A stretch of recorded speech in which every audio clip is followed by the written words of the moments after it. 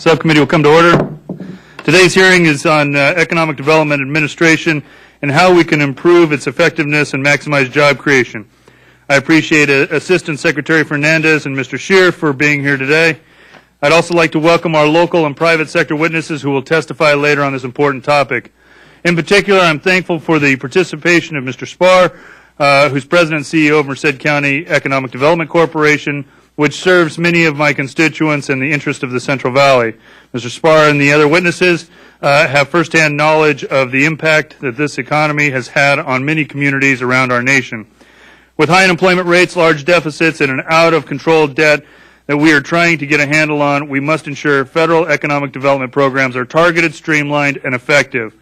My home state of California has an unemployment rate over 11%, and parts of my district have rates exceeding 17%. Finding real ways to generate job growth, support the expansion of private industry into distressed areas, and ensure long-term economic development is critical in this economy.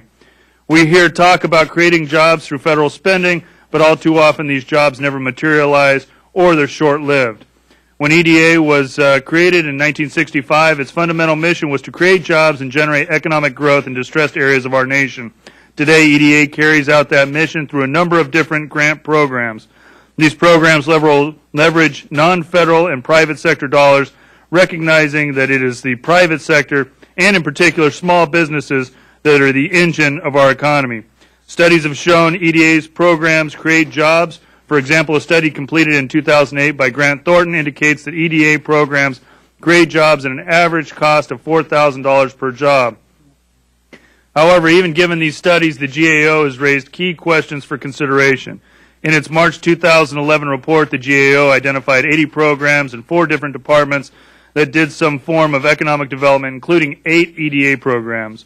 The GAO found that these programs could be working better together to improve their service to their customers. The GAO also questioned EDA's process of auditing and accounting for the number of jobs created under its programs. It's critical, particularly in this economy, that we ensure federal programs are as efficient as possible. It is also critical in programs like EDA's to ensure processes are streamlined.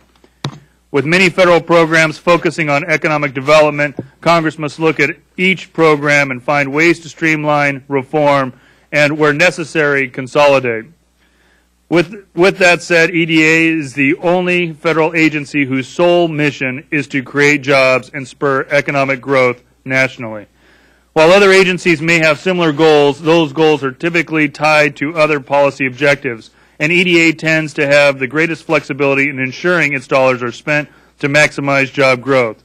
That's why I'm pleased to know EDA has been taking steps to enter into agreements with other agencies to improve coordination among some of the programs. However, these partnerships take significant time and effort because of inconsistencies in regulations and policies.